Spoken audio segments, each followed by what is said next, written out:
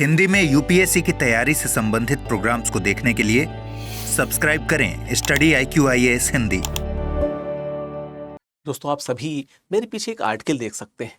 Indian express के explain section का ये आर्टिकल है। बात की गई है कि जो CO2 लेवल्स हैं वो कितने ज्यादा बढ़ते जा रहे हैं। हम इसी पे बात करेंगे थोड़ा सा, क्योंकि ये चीजें अब हाथ से निकलती हुई प्रतीत हो रही हैं, क्योंकि जो एक्सपेक्टेड लेवल्स हैं वो अब तक के सर्वोच्च स्तर पे पहुंच गए हैं।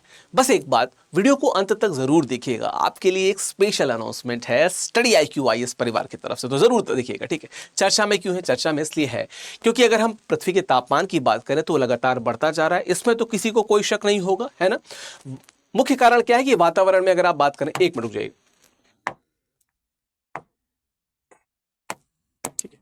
तो हम जिसकी बात कर रहे थे कि वातावरण में जो कार्बन डाइऑक्साइड है उसकी मात्रा लगातार बढ़ती जा रही है, ठीक है। अगर आप देखें तो विश्व मौसम विज्ञान संगठन जो है, जिसको हम WMO करते हैं, वर्ल्ड मेट्रोलॉजिकल ऑर्गेनाइजेशन, उनकी नई रिपोर्ट के अनुसार 2023 से 24 के बीच में जो CO2 का स्तर है अब तक के सर्वोच्च स्तर पर पहुंच गया है। और अभी जब मैं आंकड़ों की बात करूंगा, आप आंकड़ों को देखेंगे तो आप खुद हैरान हो जाएंगे कि कितनी, जिसे कहते हैं ना कि सीरियस कंडीशन हो चुकी है। आप 2011 से जो पहले वाला 2001 से 2010 के दशक की बात करेंगे, उसके लगभग हम 4 गुने पे पहुंच गए हैं। अगर हम PPM के लेवल पे बात करें, हम आएंगे वहां पे, थोड़ा सा और देखते चलते हैं कि क्या हुआ है, व्यावहारिक परिस्थिति क्या है। तो 2024 में वातावरण में CO2 की जो सांद्रता, जिसको पार्ट पर मिलियन की बात करते हैं, वो 423.9 ppm तक पहुंच गई है। यानी कि अगर आसान भाषा में कहें तो 10 लाख लीटर हवा में 423.9 लीटर क्या है? कार्बन डाइऑक्साइड है। अगर आसान भाषा में बात करें, स्थिति देखने में आपको छोटी लग रही है पर गंभीर स्थिति है, ठीक है। 2023 की तुलना में 3.5 ppm पार्ट पर मिलियन बढ़ गई है 2023 की तुलना में, और ये बढ़ना जो है यही खतरे का संकेत है। 1957 से जब से ये माप शुरू हुए हैं तब से कभी भी एक साल में इतनी वृद्धि नहीं दिखी गई।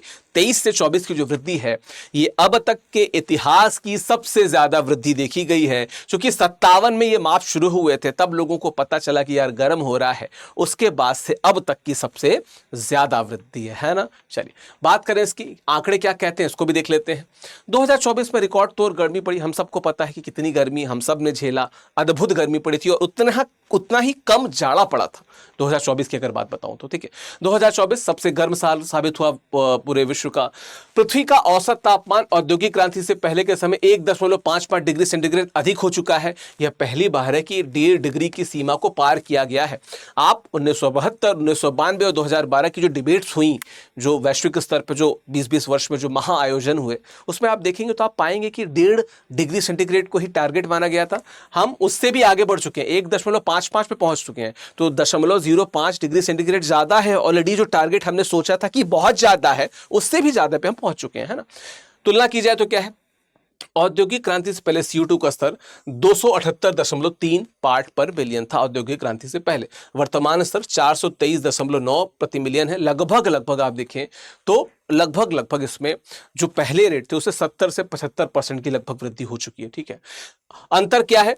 152% से अधिक, मैं थोड़ा और कम ही बोल गया था, 152% से अधिक अंतर हमको देखने को मिल रहा है। यहाँ पे क्या दिखाता है कि हम कितनी तेजी से ग्लोबल वार्मिंग की दिशा में आंख मूंद के दौड़ते हुए बढ़ रहे हैं। भविष्य जो है वो सकारात्मक नहीं है, ठीक है। पिछले दशक की प्रवृत्ति क्या है?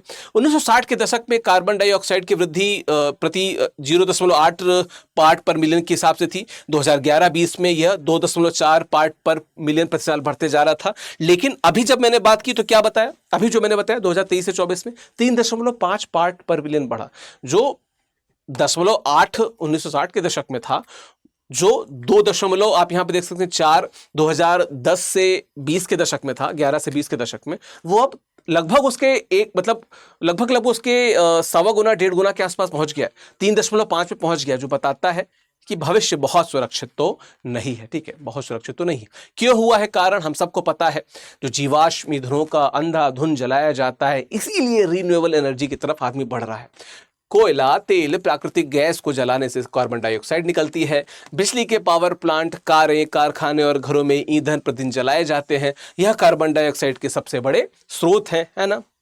प्रकृति के संतुलन की बात की जाए कि आश्चर्यजनक बात क्या है कि प्रकृति खुद ही कार्बन डाइऑक्साइड को अवशोषित कर लेती है। आप सबको पता है, हम पौधों की बात इसीलिए करते हैं, लेकिन समुद्र और जंगल CO2 को सोख लेते हैं, ठीक है, जिसे कार्बन सिंक कहते हैं। हम यूं तो आर्टिफिशियल कार्बन सिक्वेस्ट्रेशन की तो बात करते हैं, पर खुद प्रकृति भी सोखती है ना। लेकिन मानव द्वारा निकाल गई कार्बन डाइऑक्साइड इतनी ज्यादा है कि प्रकृति कितना सोखे, है ना, को केवल आधा हिस्सा ही प्रकृति अवशोषित कर पाती है, दूसरा आधा हिस्सा वातावरण में क्या हो जाता है, जमा हो जाता है, ठीक है, जमा हो जाता है। प्राकृतिक कारण क्या है? 2023-24 में जो असामान्य परिस्थितियां क्या थी कि समुद्रों की कमजोर क्षमता, क्या चीज, वैश्विक तापमान बढ़ने के समुद्रों का तापमान भी बढ़ता है। गर्म पानी कार्बन डाइऑक्साइड को उस स्तर पे अवशोषित नहीं कर पाता जिस स्तर पे ठंडा पानी कर पाता है, ठीक है। जैसे गर्म पानी कम गैस को घोल सकता है, इसीलिए समुद्र अब पहले जितना कार्बन डाइऑक्साइड को नहीं सोख पा रहा है, ठीक है। उसके अलावा क्या है, जंगलों में आग। आप सबको पता है कि 2024 में कितनी ज्यादा संख्या में, आप अमेजन से लेकर ऑस्ट्रेलिया से लेकर भारत तक की बात करें तो अद्भुत आगे लगी थी, ठीक है। असामान्य संख्या में जंगलों में आग लगी। ये आगे कार्बन डाइऑक्साइड छोड़ती हैं और जंगलों को नष्ट भी करती हैं। तो एक तरह से कार्बन डाइऑक्साइड बढ़ भी रही है और दूसरे तरह से क्या हो रही है कि जो चीज उनको सोख सकती है वो कम भी हो रही है, या ऑक्सीजन जो बढ़ा रही है वो कम भी हो रही है। जो CO2 को अवशोषित करते थे वो भी नष्ट हो रहा है, ठीक है। अत्यधिक सूखे से पेड़ और घास सूख जाती है। सूखी वनस्पति कार्बन डाइऑक्साइड को अवशोषित नहीं कर सकती। इसके विपरीत जब वह सड़ती है तो और अधिक कार्बन डाइऑक्साइड निकलती है। तो दो चीजें हो रही हैं, एक तो कार्बन डाइऑक्साइड को जो अवशोषित करते थे वो कमजोर भी हो रहे हैं, और कार्बन डाइऑक्साइड का जो उत्सर्जन है वो बढ़ता भी जा रहा है, लगातार बढ़ता भी जा रहा है। एक घातक चक्र क्या है, इसको देख लीजिए, जिसको हम फीडबैक लूप कहते हैं। क्या है एक दुष्चक्र? क्या है, कार्बन डाइऑक्साइड ज्यादा बढ़ती जा रही है, ज्यादा गर्मी बढ़ती जा रही है, समुद्र कम कार्बन डाइऑक्साइड सोख पा रहा है, और भी ज्यादा कार्बन डाइऑक्साइड वातावरण में निकलता जा रहा है, और ज्यादा गर्मी बढ़ती जा रही है, और ये दुष्चक्र जो है, ये विशेष सर्किल जो है, ये लगातार क्या हो रहा है, लगातार बढ़ता जा रहा है।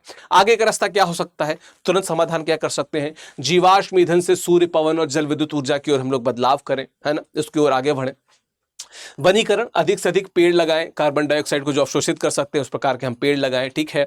औद्योगिक सुधार, कारखानों में कार्बन कैप्चर तकनीकों को लागू किया जाए, ताकि क्या हो कि जो एक्सेसिव कार्बन है उसको भी सिक्वेस्ट्रेट कर ले, उसको भी सोख ले, समुद्रों की तरफ ना जाए, हम खुद ही ऐसे चीजों को डेवलप करें, है ना। और क्या है, शहरों को इस प्रकार से बनाया जाए कि जो परिवहन है, विद्युत वाहन और जो टिकाऊ आवास हैं, उन पे ध्यान फोकस किया जाए, ताकि जो ग्लोबल वार्मिंग का जो डर है वो कहीं ना कहीं क्या हो सके, कम हो सके। इसके अलावा पशुपालन उत्सर्जन को भी कम करना, मीथेन को सिक्वेस्ट्रेट करना, उसको भी स्ट्रक्चर करना, है ना।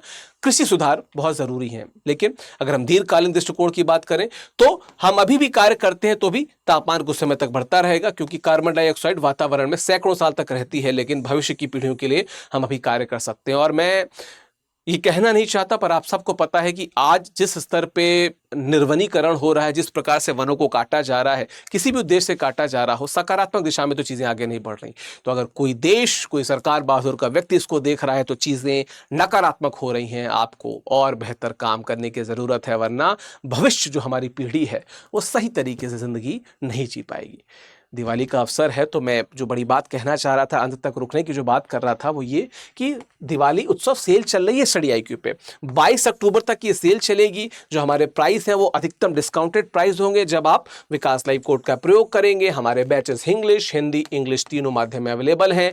अक्टूबर जो मॉर्निंग बैच है, जो 2027 की बात कर रहे हैं, ये उसका आप यहाँ पे फोटो देख सकते हैं। इससे अगर आप जुड़ना चाहते हो तो ये मात्र आपको 17,999 रुपए में मिलेगा। 2027 के अलावा 2026 के फास्ट ट्रैक बैच और 2028 के लॉन्ग टर्म बैचेस भी आपको मैक्सिमम डिस्काउंटेड रेट्स पे मिलेंगे, क्योंकि दिवाली उत्सव सेल चल रही है। अगर आपको कोई जानकारी चाहिए इससे रिलेटेड तो आप मेरे टेलीग्राम चैनल पे, यानी कि यहाँ पे दोनों पे, इंस्टाग्राम पे आप मुझसे बात कर सकते हैं, टेलीग्राम पे मैं आपको इन्फॉर्मेशन भी दे दूंगा। बाकी जो बताता चलूँ कि हिंदी साहित्य का जो नया बैच है वो 28 अक्टूबर से, यानी कि सूरदास के टॉपिक से शुरू हो रहा है। भ्रमर गीत सार पढ़ी जाएगी। यहाँ पे भी चूंकि दिवाली उत्सव सेल चल रही है तो अधिकतम डिस्काउंट मिलेगा हमारे अक्टूबर बैच में। विकास लाइव कोड का प्रयोग कीजिएगा जो यहाँ पे लिखा हुआ है, तो आपको मात्र 11,999 रुपए में ये हमारा बैच मिल जाएगा। ठीक है, ध्यान रखिएगा, सेल 22 अक्टूबर तक ही चलेगी। एक बार फिर से मेरे इंस्टाग्राम और टेलीग्राम आईडी को शेयर कर रहा हूं, स्कैन करके जुड़ जाइए, या ऑफिशियल विकास या इट्स विकास लाइव जुड़ जाएंगे तो भी आपसे बात हो जाएगी। मिलते हैं यार एक नए वीडियो में। आशा करता हूं कि दिवाली आपकी अच्छी गई होगी। Thank you so very much, धन्यवाद। हिंदी में UPSC की तैयारी से संबंधित प्रोग्राम्स को देखने के लिए सब्सक्राइब करें स्टडी IQ IAS हिंदी।